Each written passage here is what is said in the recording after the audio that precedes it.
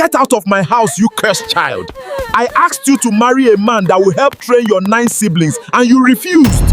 Enough! You will marry him! Papa, why?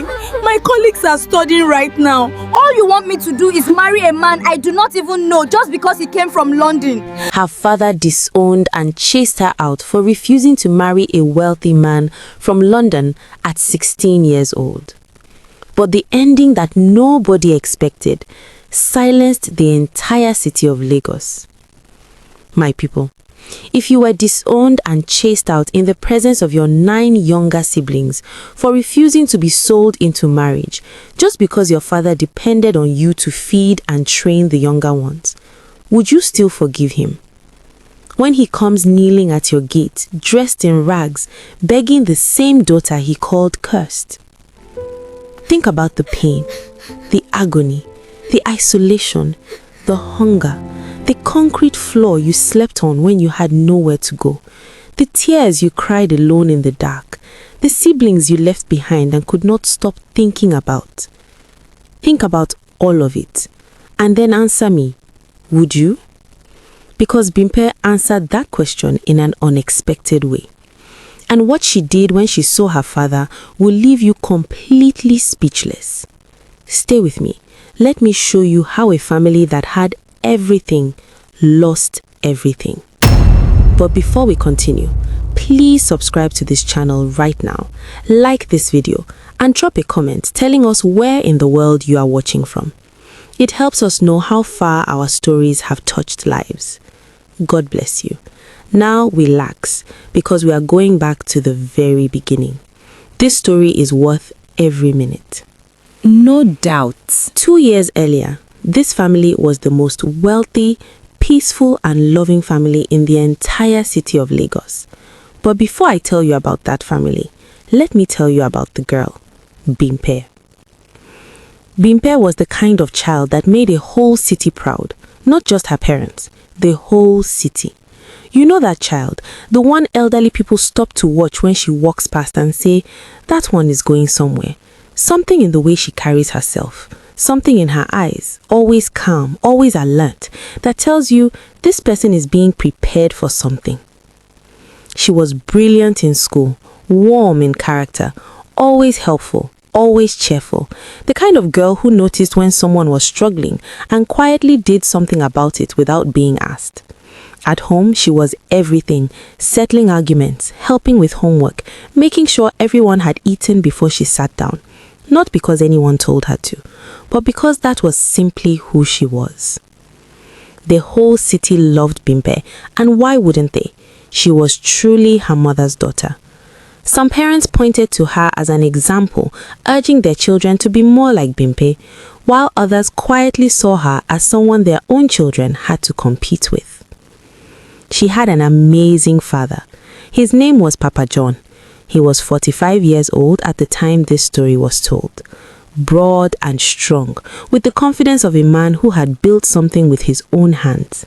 He was a vehicle parts trader, a good one. Suppliers trusted him. Customers came back not because they had to, but because his word meant something. He was respected, he was hardworking, he was building something real. And when he was not at work, you would find him with a serious plate of egusi and eba, the kind that required full concentration. There was also a way Papa John carried himself, like a man whose tomorrow had already been paid for in advance. And he had married a woman who made everything he was building even better. He met her on a prayer meeting, their very first encounter.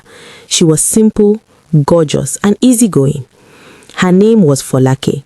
The whole city called her Mama Bimpe, and when they said it, something warm moved across their faces. A 32-year-old beautiful woman, a competent nurse, but to call her simply a nurse is like calling the ocean simply water. Because Folake flew. Every single week she packed her bag, kissed her 10 children, and boarded a flight to the United Kingdom or other countries where her excellence was recognized. She worked brilliantly, and then she flew back home, to her children, always back to her children. In fact, her family was her first priority. But this woman had an ill story. Before she married, people had whispered about her, that she would never give birth, that something was wrong with her. My people, you know how we talk in this Africa. Everybody has a verdict, even when nobody was asked. But Folake answered them, not with words, with many children. And she always said, with that quiet smile of a woman who has been waiting a long time for a particular satisfaction, God does not just answer, He answers abundantly. She poured everything into those children. She sent them to the best schools, one of the best schools around. She gave them good food, showered enough love. Every single one of them had what they needed to become something great. She helped Papa John carry the family responsibilities. She gradually became the breadwinner of the family. My people, you know what happens when there are many children in a family. That compound was never quiet, not for one single hour. Aside from Bimpe, who was the first child, there were 9 other children. First was Matthew, 14 years old, lean and alert, with eyes that missed nothing. He and Bimpe had the specific shorthand of 2 people who have always been in this together. A glance across a room was enough. Then Vera, 11 years old, quiet and sharp, the kind of child who sat in the corner, observed everything, and filed it all away without comment. Then the twin boys, Mark and Michael, 9 years old. My people, if trouble had a home address in that compound, it was those 2. Always loud, always hungry, always together, and always somehow involved in whatever had just gone wrong.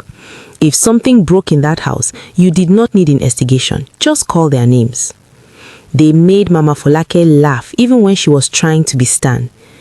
Then the twin girls, Mara and Mira, 7 years old, the complete opposite of their brothers. Quiet, observant, inseparable. They held each other's hands constantly and moved through the world as one unit. Then Ade, 5 years old, round-cheeked, always hungry, always asking questions nobody had time to answer. His main concern in life was ensuring that nobody's portion was larger than his. In fact, if food was shared equally, Ade would still double-check, just to be sure nobody was cheating him. And then, last, the youngest twins, Lucky and Lucy, 2 years old, still toddling, still at that beautiful age where their greatest achievement was stealing Ade's biscuit and running away laughing on unsteady legs. Imagine 10 children from one womb in one compound. Someone was always crying, usually Ade, because Mark and Michael had taken something of his. Someone was always laughing, usually because of something Mark and Michael had done that they absolutely should not have done. And Bimpe was always in the middle of it all. This family, before everything changed, was something to see. Papa John's business was thriving. Mama Folake's salary arrived like clockwork from the United Kingdom. The compound was full of noise and food and laughter and the specific joy of a family that has everything it needs and knows it. People walked past and slowed down without meaning to. And when asked what they were looking at, they would say almost without thinking, God has been good to that family.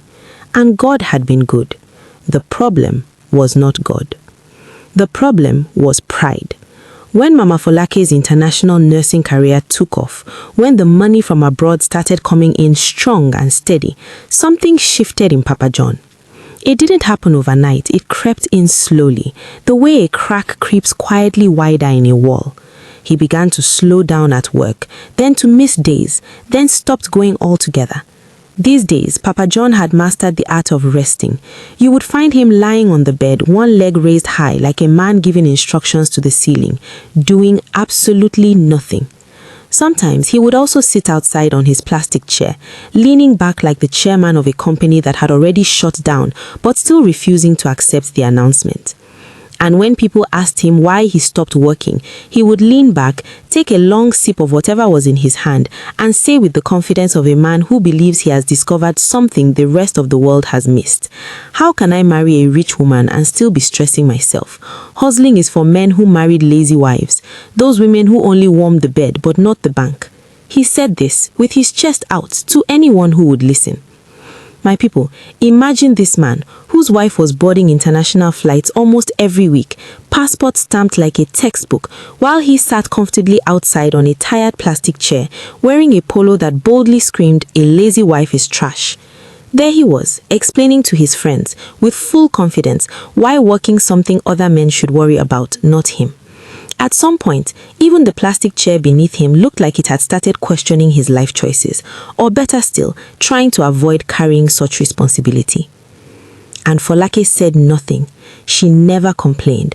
Even her facial expression never showed dissatisfaction. Instead, she flew.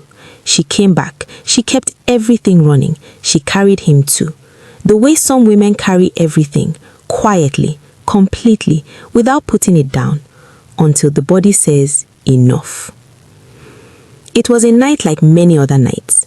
The compound had settled into its evening sounds. Lucky and Lucy finally asleep.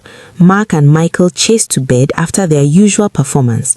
The twin girls whispering to each other in the dark the way they always did. Mama Folake came home from her shift.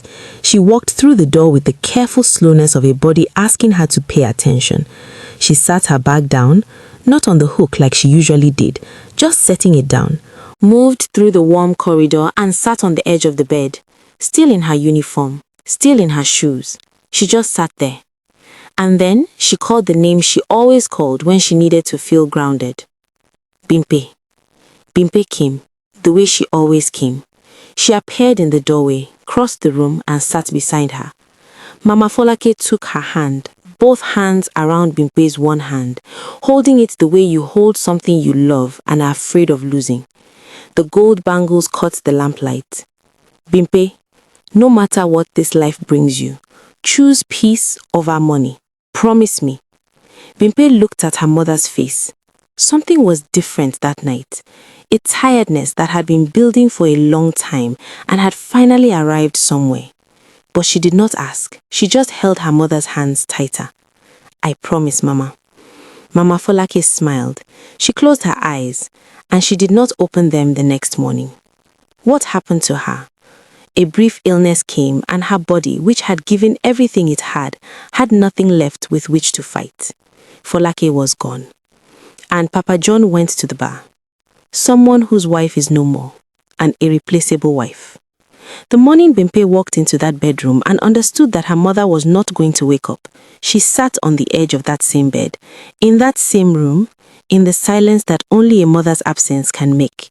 And she made herself a promise. Not out loud, just to herself and to whatever part of her mother had not gone very far. I will not let them fall. I will hold them together. Then she was 16 years old, and she meant every word. Before she left this world, Folake had been careful. She had saved money quietly, consistently, without announcement. She left it specifically for her children, for school fees, for feeding, for the future she had been working to provide. Papa John found it, and he gambled every naira of it away. At bet shops, card tables, at restaurants, anywhere that would take his money, he went and he lost every time, without once looking at the 10 faces that money was supposed to protect. There is no money. That was all he ever said whenever the children came to him. There is no money. Always the same answer, every single time.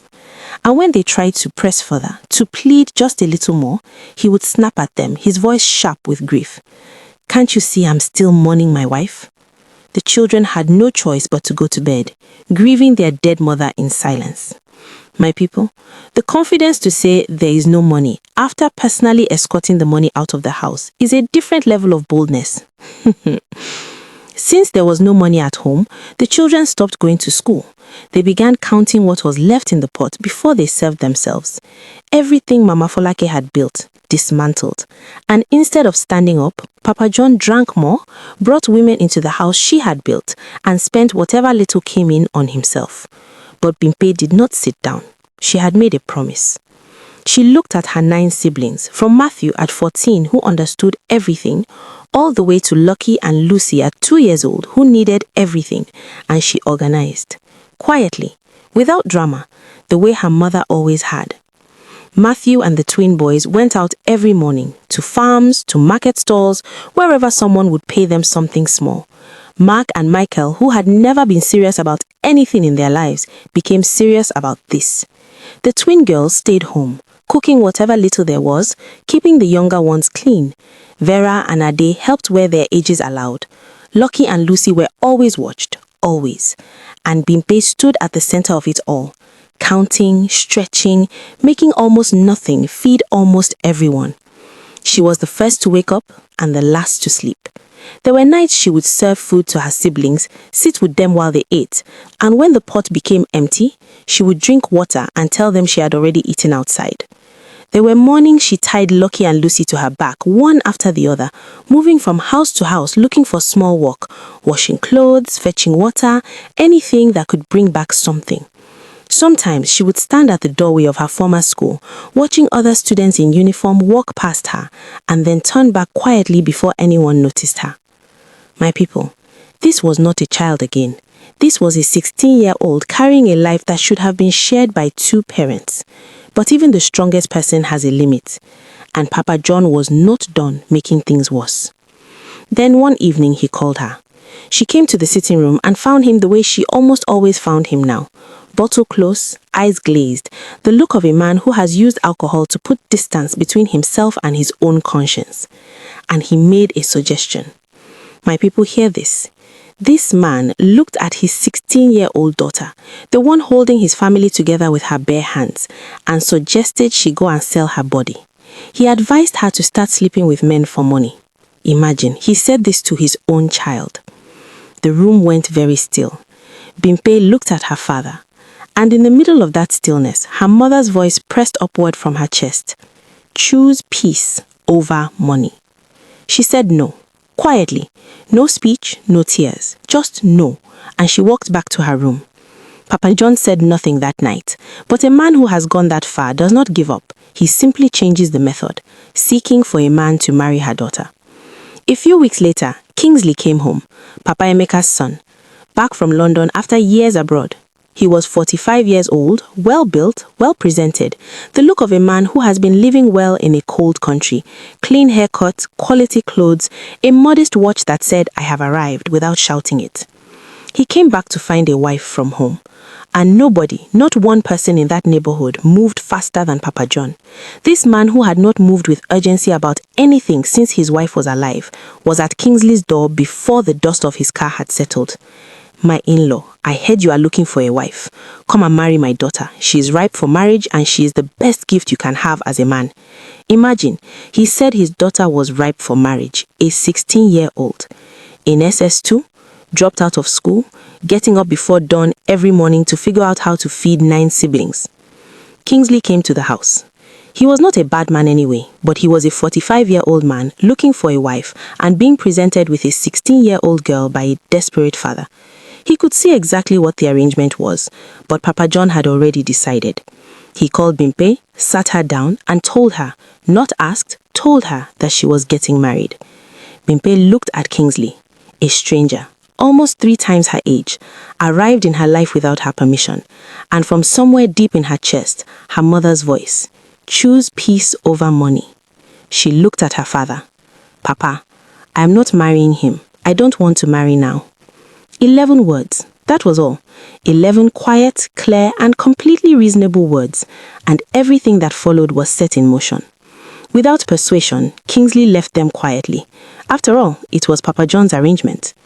Papa John waited for Joseph to leave the compound before unleashing his anger on Bimpe. Papa John raised his hand and slapped her. The slap landed with a sound that moved through the compound like something finer. Bimpe staggered, one hand flying to her cheek, eyes wide with the shock of realizing in your body, not just your mind, that the person supposed to protect you has chosen to be the one who causes the harm. "Get out of my house, you cursed child." The compound went completely still. Even Mark and Michael went silent. And then the siblings moved. Matthew first, planting himself between his father and his sister with the intention of a boy who has decided exactly where he stands. Mara and Mira behind him, still holding hands, tears on their faces, but feet still moving forward. Mark and Michael on either side, Vera, even Ade, 5 years old, not fully understanding but moving toward Bimpe anyway. "Papa, Leave our sister alone. She will not marry that man. We will survive. Papa John looked at them, then back at Bimpe. Where did you see the money? Who will feed and train your 9 siblings? You? Answer me. Nobody answered. Bimpe looked at her siblings, one long, deliberate look. Matthew's fierce, helpless eyes, Mara and Mira's clasped hands, little Ade at the edge, and at the doorway, Lucky and Lucy toddling toward her on small, uncertain legs, hands reaching forward, not understanding why sister was leaving. She turned and she ran. No bag, no money, no shoes, just the dress on her back and the sound of her siblings crying behind her, growing quieter, until the gate swung shut and there was nothing between her and the road. Mama Folake's daughter was on the road, alone, with nothing but a promise in her chest. She ran until her legs had nothing left to give. The city thinned out around her, fewer lights, fewer sounds, until she found herself at the edge of everything familiar. There was a building there, half-built, long abandoned. The walls were rough, unpainted concrete. The roof had gaps, and the floor, bare concrete, cold and hard, held the chill of the night without apology. She went inside and sat down, and for a long time she just sat. My people, think about this.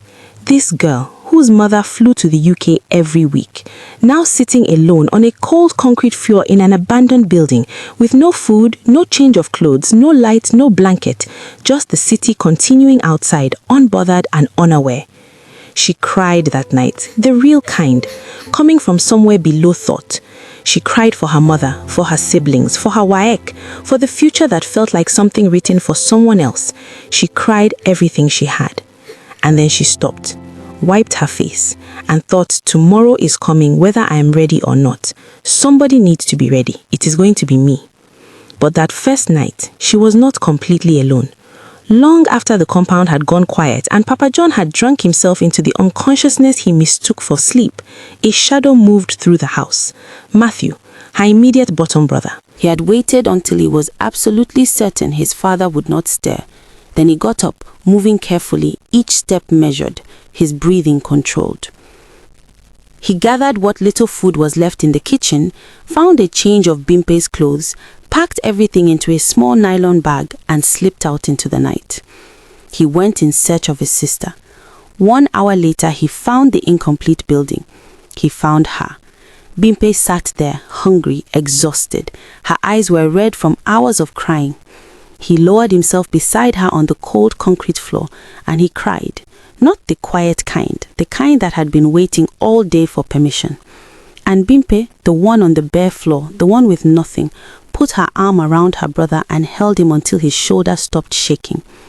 Bimpe, if I had my way, I would have stopped Papa from chasing you out. But I'm just a little boy. We've all been crying since you left. There's nothing we can do unless Daddy says otherwise. But know this. He swallowed hard. I will find you when I am old enough, I promise. Bimpe managed a faint smile. I know, but go back before Papa wakes up. Take care of the little ones for me. I don't want him to start looking for you, she said softly. He stood up, looked at her one last time, the way you look at someone you are trying to memorize. Then he turned and walked back into the darkness. Papa John never knew he had left. You could only imagine how many bottles of beer he emptied that night. Chai. 2 days passed. Bimpe remained in that building, not because she had given up, she would never give up, but because she had nowhere to go that wouldn't cost someone something they had not willingly offered. She would figure something out. So she stayed, holding on to God. 2 days later, a woman passed by. Her name was Kelechi John. She was 55 years old, a widow, but a woman who lacked nothing.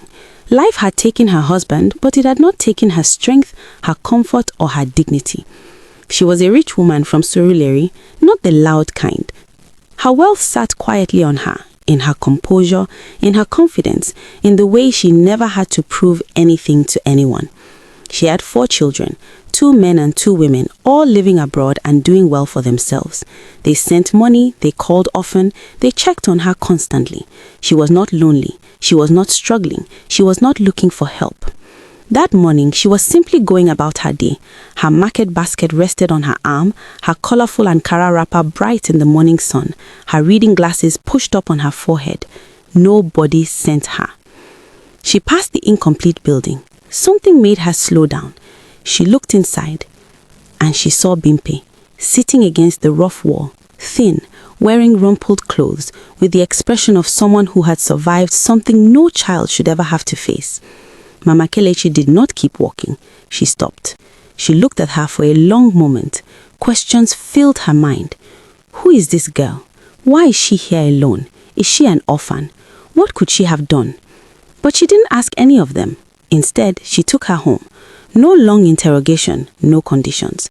Sometimes God simply decides to show up. At home, she warmed some food, beans and plantain porridge she had cooked before leaving for the market, and placed it in front of her.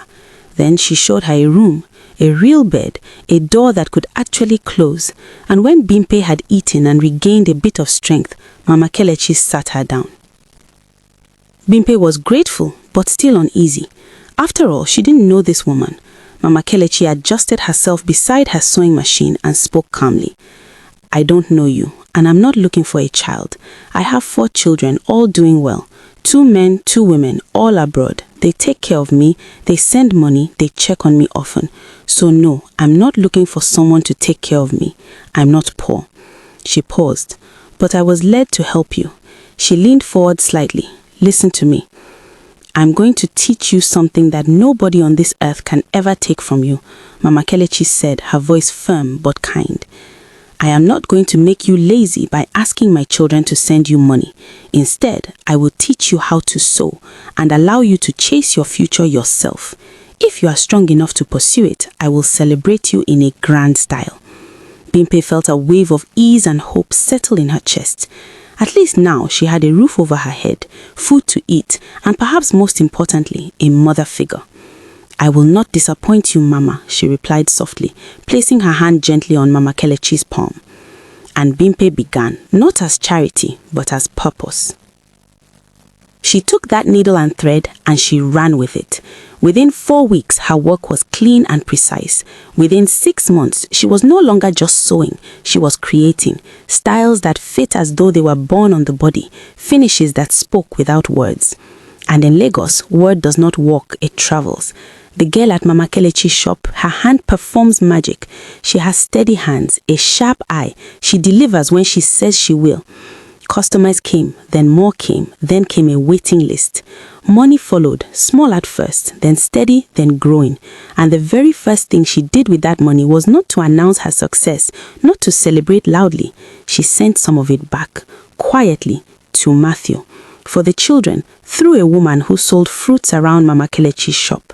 She had seen her before, around their house, back when her mother was still alive. The woman agreed to deliver. And she did. Good woman. The truth is this, Bimpe never forgot her siblings, not for one single day. When the money began to grow, especially from the rich customers she had sewn for, Bimpe did not lose herself in it. She invested in herself because she had a promise to keep. She enrolled in a nursing school, arriving in classrooms with traces of thread still clinging to her fingers. She sat among students both older and younger, but her focus was different, sharper. It was the focus of someone who knew exactly what was at stake. Education was peace, her mother had said so. It was the one thing no betting shop could ever touch. Every lecture, every Monday, Wednesday and Friday, and she showed up no matter how long the night before had been. Some days, the needle left marks on her fingers. Other days, sleep pulled her eyes in class. But she never missed her seat, never lost her focus, because this was bigger than tiredness. Every night, after the last order was completed and the shop had fallen quiet, she would open her nursing textbooks. The same hands that stitched clothes now turned pages, slowly building a different kind of future. And in those quiet moments, when the world had gone still, she would speak softly into the room. I will become a nurse, Mama, just like you, I promise. Meanwhile, the universe was keeping its records. Kingsley left the moment Bimpe's refusal became final. He had not come to participate in the coercion of a teenager. He saw what Papa John was doing and left quietly. The last arrangement was gone. Things deteriorated fast. The furniture went, the vehicle parts equipment went, everything that had a buyer disappeared out of the gate. And still, the children were told there was no money. So he started giving them up, one by one. Mama Folake's children were taken to other people's houses to work as servants, cleaners, errand runners. Little Mara and Mira, Papa John walked them to a woman's house, one small bag between them. They walked behind him, holding each other's hands the way they always had, and kept looking back at the gate growing smaller behind them. They did not cry yet. They were too confused to cry yet. But those two little girls, holding hands, looking back, that image will stay with you. Matthew watched each sibling leave. He tried to hold what remained together, but weight designed for a grown man does not become lighter because a child is carrying it. And Mama Folake, from wherever she was, saw everything. Now hear this part carefully, because what happened to Papa John in this season, people who knew him will confirm it with their own mouth. Mama Folake came back, not in a gentle dream, not in soft memories, in the bar, in the betting shop, in every dark corner he went to hide. The men beside him saw nothing. To them he was just another drunk man, stumbling, shouting, falling without reason. But Papa John knew. He knew those hands, the hands that had packed lunch for 10 children before every flight, the hands that pressed choose peace over money into his daughter's bones night after night. Now those same hands were finding him everywhere. If he slept too long, a slap would wake him. If he refused to feed Matthew and the others, a slap would land sharp and certain. If he laughed too freely in the arms of strange women, a slap would drag him back to himself. There was no peace. There was no sleep.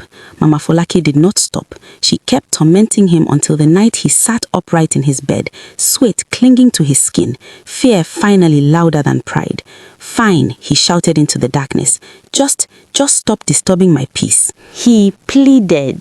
While Papa John wandered the streets chasing a daughter he had once pushed away, Bimpe had already gone far ahead. In school, she did not just survive, she excelled. At St. Memorial Nursing School, her name rose quietly but steadily until it stood among the best the institution had seen in years. All those nights, splitting herself between needle and textbook, had paid off. The day Bimpe qualified as a nurse, she was alone in her room. She had ironed her uniform the night before. Still, she pressed it again in the morning. Once had not felt like enough.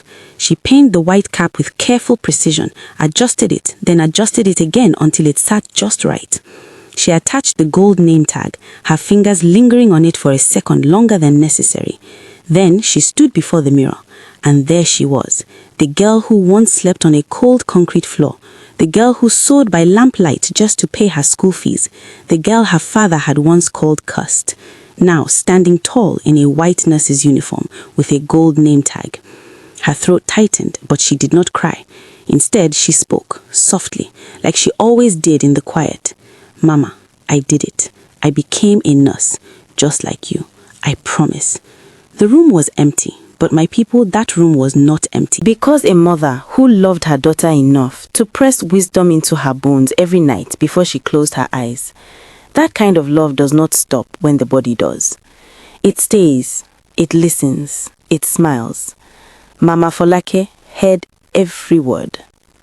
Now, Bimpe had become two things at once, a competent seamstress and a qualified nurse. That morning, she was at home with Mama Kelechi. The house was still quiet when she gently woke her up. "Mama," she said softly, sitting beside her, "I think I will be leaving soon. I want to start building fully on my own and focus on everything God has placed in my hands. But I will never leave you. I will always come around. I will always check on you." She hesitated for a moment, then added with sincerity, "In fact, I see you as my destiny helper." Mama Kelechi let out a warm laugh, adjusting herself on the bed. "Ah, I know you will make me proud," she said. "I have been watching you closely. You never stole from me. You never allowed any man to deceive you. You took your future seriously from the very beginning. And now look at you. You are a nurse." Her tone softened. "Anyway, I didn't need anything from you. I will be traveling to Canada to meet my first daughter, Teresa. She has been inviting me for a long time, but I kept refusing because I didn't want to leave you alone." She smiled gently. "This sewing shop is yours now. Take it, run it well, employ workers, expand it, Do your best as you have always done. Then she leaned in slightly, her voice carrying deeper meaning. You know, I will soon get old, so I need rest and special care. And I also miss my children. Just know this. Your mother sent me to help you. Because for a rejected stone to become the chief cornerstone, someone must first lift it from the ground. She smiled warmly. And I believe I was that person. Yes, I am the one. Bimpe felt so happy that she hugged Mama Kelechi tightly. You are indeed a blessing to me, she said softly, and I will never take you for granted. The next day, Mama Kelechi traveled to Canada to meet her daughter, Teresa. Life moved forward. Bimpe went to the shop as usual. She sat there counting the money her clients had paid and thinking deeply about how she would manage her two professions, sewing and nursing. She decided within herself that she would spend the next 6 months stabilizing everything while waiting for her nursing results to fully settle into practice. In the meantime, she would work night shifts at the hospital and use the daytime to oversee her shop. She made plans, careful, practical, and intentional. She would employ workers to run the shop while she handled the accounts weekly. Nothing would be left to chance. Within 1 week, she moved out of Mama Kelechi's house. She rented a beautiful apartment of her own, spacious enough for her siblings to come and stay whenever she found them. She also bought her first car. That night, she did not sleep. She lay awake thinking of her siblings, her father, and everything her mother had worked for before death took her away. Where can I find them? She whispered into the darkness. The next morning, she left her compound for the shop. As she opened her gate and stepped into her car, she noticed a man standing at the corner of the street in an old agbada, watching her quietly. She slowed down. Something inside her shifted. She looked again. It was her father, Papa John. He had turned the corner and seen her home, well built, freshly painted, a place that spoke of discipline, growth, and resilience. Then he saw the car pulling out, and behind the wheel, his daughter. Beautiful blouse, natural hair neatly styled, gold earrings catching the morning light. His daughter, driving out of a life she had built from nothing but pain, discipline, and determination. Something inside him broke. He fell to his knees. The tears came before he could hold them back. I'm sorry, he cried. I'm truly sorry for everything. Words cannot justify my actions. Please forgive me. I allowed desperation to take over me. I was lazy. I thought marrying you off at 16 was my only way out. His voice shattered. I failed you. Bimpe sat inside the car for a moment, still, breathing slowly. Then she opened the car door and stepped out. She closed it gently behind her and began walking toward him, step by step, away from the car she had built her present life in, toward the man who destroyed her past. She stopped in front of him, her father kneeling at the gate she had built from her pain. She looked at him for a long time. Then she spoke. Papa, I forgive you. I hold nothing against you. What you did, I carried it. God carried it with me, and I survived it without you. She reached into her bag and brought out money, enough for him to survive. His hands trembled as he took it. She looked at him one last time. Go and bring my siblings to me. That's all I need now. But remember, things cannot go back to the way they were. You have to live with what happened, and I have to live with what I became. Unless my siblings say otherwise. For now, I need to see them. Papa John nodded quickly. I have brought them back, he said. All of them, except Mira and Mara. Their madam said they are fine, that they are in boarding school. But even as he spoke, the lie sat heavily in the air. Bimpe said nothing. She turned, walked back to her car, opened the door, got in, and drove away. Not far from the market, she saw them. 2 small figures by the roadside, selling pure water, looking rough, unkempt, tired. They were Mira and Mara. Her breath caught. She stopped the car immediately. Before she knew it, tears had filled her eyes. She stepped out and ran to them. Mira, Mara. They turned, and for a moment, they just stared. Then they ran into her arms. She held them tightly, crying. How long? She asked. Over 2 years, they said. Whenever they heard Papa was coming, they hid us and told him we were in boarding school. Everything was a lie. Bimpe closed her eyes, pain and relief at the same time. She took them to her shop, bought them food, and sat with them as they ate, watching them like someone who had almost lost something forever. The next day, Papa John came to her gate with Matthew and the others. Bimpe opened the gate and let them in. She fed them, watched them eat, listened to their voices fill the house again. Papa John sat quietly, his eyes fixed on her, still trying to understand how his daughter had become this woman. After some hours, Bimpe turned to him. Papa, you can go, she said calmly. Leave the children with me. He froze. Her voice did not rise. Things cannot go back to the way they were. I begged you once and you refused me. You disowned me. She paused. Glory to God, I am now what he said I would be, and I did not get here because of you. Her eyes softened slightly. All thanks to Mama Kelechi. Papa John broke down again. Then Matthew stood up and knelt. Sister, please, he said, tears running down his face. Forgive him and let him stay. Bimpe looked at him. Matthew continued. Father has suffered. He changed badly. I stayed with him. I saw everything. Mama even appeared to him, correcting him for what he did. He wiped his face. Before we came here, he begged us to forgive him, and we did.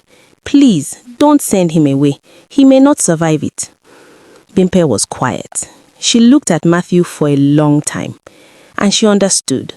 Because Matthew had always been different. Not perfect, but good. The kind of person who understands that love is not always about what someone deserves, but about who you choose to be. She took a slow breath. Stand up, she said softly. Then she walked to her father and hugged him. That evening, something changed. Papa John entered the kitchen. I will cook, he said. The children gathered around him, Vera and her sisters helping, laughter slowly returning to the house. Bimpe stepped out briefly to send off clothes she had sewn for her clients. Matthew and the boys sat in the sitting room, watching television like children who had finally found their way home. When Bimpe returned, the food was ready. They all sat together and ate as a family. And somewhere in that quiet moment, Mama Folake was there. Not in anger, not in pain, but in peace. Watching them, smiling. In the weeks that followed, Bimpe helped Papa John restart his motor spare parts business. This time, he did not waste the opportunity. He began to change, slowly, steadily. He reduced his drinking, then stopped. He left betting behind. He stayed away from the life that once destroyed him. He worked, saved, showed up, became responsible again. The children returned to school, all except Matthew. I will stay with Papa, he said. You took after Mom. I will take after him. He smiled. His shop can feed anyone who is willing to work hard. One night, Bimpe saw her mother in a dream. You are 1 in a million, Mama Folake said gently. God bless you for everything. The next morning, Bimpe called Mama Kelechi and told her everything. Mama Kelechi was overjoyed. Get ready, she said. My son in London is looking for a qualified nurse. I told him about you. She paused. In 3 months, you will be coming to London. Bimpe dropped the phone slowly. Then she went on her knees. Tears filled her eyes. God, you did that one, and now you have done this one. Thank you for not putting me to shame. The girl who was chased out, who slept in an uncompleted building, who stitched clothes just to survive, had become a seamstress, a nurse, and now she was stepping into the world as an international nurse. She stood up, wiped her tears, picked her car keys. This time, she wasn't running from anything. She was walking into everything she had prayed for. She drove straight to church, not to ask for anything, but to say thank you. My people, I will leave you with just 3 things today. The road they push you onto is not the end of your story. The people who call you cursed will definitely kneel at the gate you build. And the God who saw Bimpe on that concrete floor sees you too. Wherever you are right now, whatever floor you are sitting on, He sees you. Before you close this video, be honest with yourself. Are you the Bimpe in your family? Do you have a husband or father like the Papa John? Drop your answer in the comments. No judgment, just honesty. If this story touched you, share it with one person today. Just one. You never know whose concrete floor moment you are speaking into. Subscribe to this channel for more stories that will stay with you. God bless you, and we will see you in the next one.